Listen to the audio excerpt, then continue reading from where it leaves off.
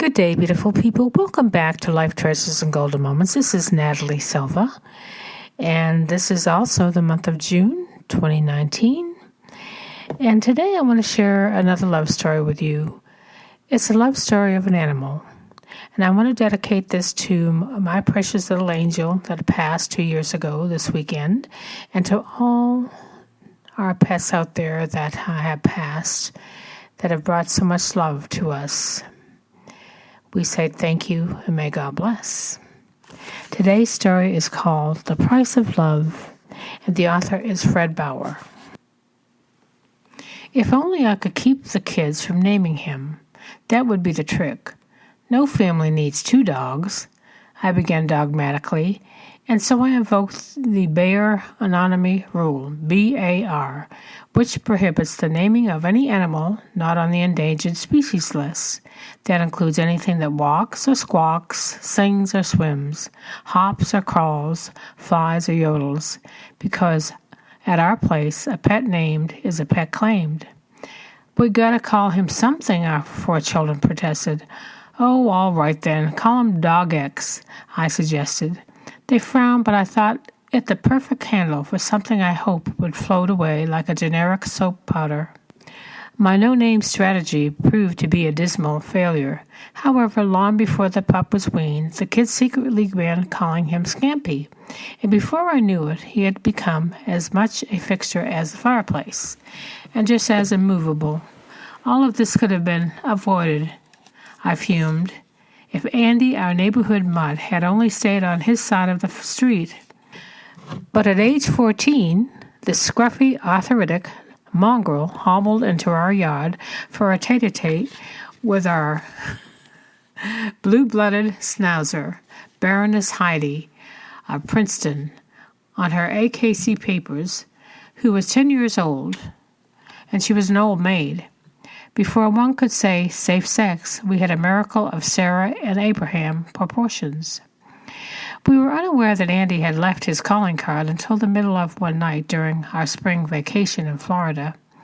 I thought the moaning noise was the ocean, but an investigation revealed it was coming from Heidi, whom Shirley, my wife, pronounced in labor. I thought she was getting fat, I mumbled sleeplessly.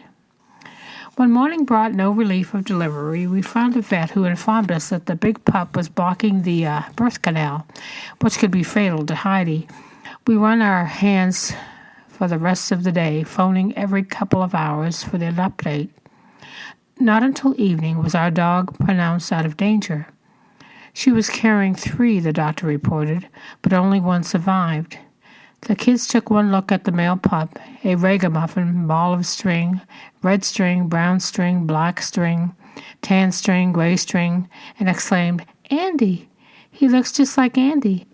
And there was no mistaking that he looked just like the father.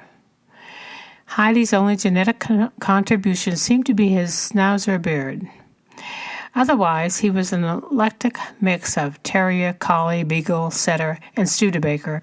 "Have you ever seen anything so homely?" I asked Shirley. "Oh, he's adorable," she answered admiringly. Too admiringly, I thought. I only hope someone else thinks so. His days with us are numbered. But I might as well have saved my breath. By the time Dog X reached 10 weeks, our kids were more attached to him than barnacles to a boat's bottom. I tried to ignore him. "Look how good he's catching a ball, Dad," Christopher pointed out as I grunted noncommittally. And when Andy's folly performed his tricks, said fetch, roll over, play dead, and the kids touted his smarts, I hid behind a newspaper. One thing I could not deny. He had the ears of a watchdog, detecting every sound that came from the driveway or the yard. Heidi, his aging mother, heard nothing but his barking, which interrupted her frequent naps. He, on the other hand, was in perpetual motion. When the kids went off on their bikes or I put on my jogging shoes, he wanted to go along. If left behind, he chased squirrels. Occasionally, by now, I slipped and called him Scampy. Then in the fall, after 6 months of family nurture and adoration, Scampy suffered a setback. Squealing brakes announced he had chased one too many squirrels into the street. The accident fractured his left hind leg, which the vet put into a splint. We were all relieved to hear his progress. Complete recovery, but then a week later, the second shoe dropped. Gangrene, Shirley told me one evening. The vet says, amputate or he'll have to be put to sleep. I slumped down in the chair. There's little choice, I said. It's not fair to make an active dog like Scampy struggle around on 3 legs for the rest of his life. Suddenly, the kids who had been eavesdropping flew into the room. They don't kill a person who has a bad leg, Steve and Lorraine argued. Buying time, I told them. We'll decide tomorrow. After the kids were in bed, Shirley and I talked. It will be hard for them to give up Scampy, she sympathized. Especially Christopher, I replied. I was about his age when I lost Queenie. Then I told her about my favorite dog, a Stacks-Hewitt white Spitz with fluffy coat, rolled like ocean waves when she ran. But Queenie developed a crippling problem with her back legs, and finally my dad said she would have to be put down. But she can get well, I pleaded. I prayed with all my might that God would help her walk again. But she got worse. One night after dinner, I went to the basement where she slept beside the furnace. At the bottom of the stairs, I met Dad. His face was drained of color, and he carried a strange, drawn-smelling rag in his hand. I'm sorry, but Queenie's dead, he told me gently. I broke into tears and threw myself into his arms. I don't know how long I sobbed, but after a while I became aware that he was crying too. I remember how pleased I was to learn he felt the same way. Between eye wiping and nose blowing, I told him, I don't ever want another dog. It hurts too much when they die. You're right about the hurt, son, he answered. But that's the price of love. The next day, after conferring with the vet and the family, I reluctantly agreed to have Scampy's leg amputated. If a child's faith can make him well, I remarked to Shirley, then he'll recover 4 times over, and he did, miraculously. If I needed any proof that he was his old self, it came a short time after his operation. Watching from the kitchen window, I saw a fat gray squirrel creep toward the bird feeder. Slowly, the sunning dog pulled himself into an attack position.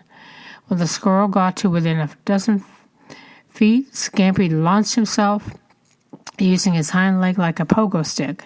He rocketed into the yard and gave one bushy tail the scare of his life. Soon Scampy was back catching balls, tagging along with the kids, running with me as I jogged. The remarkable thing was the way he compensated for his missing appendage. He invented a new stroke for his long rear leg, moving it piston-like from side to side to achieve both power and stability. His enthusiasm and energy suffered no loss. The best thing about Scampy, a neighbor said, is that he doesn't know he's got a handicap.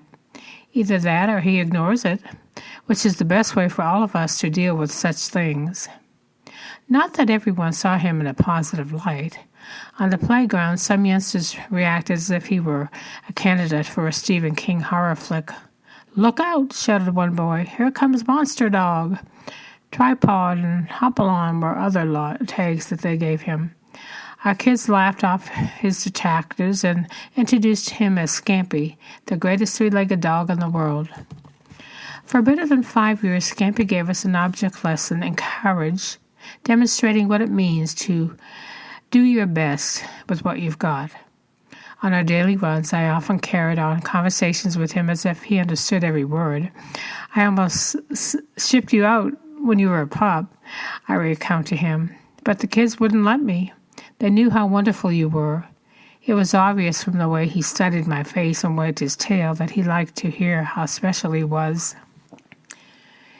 He probably would have continued to strut his stuff for a lot longer had he been less combative.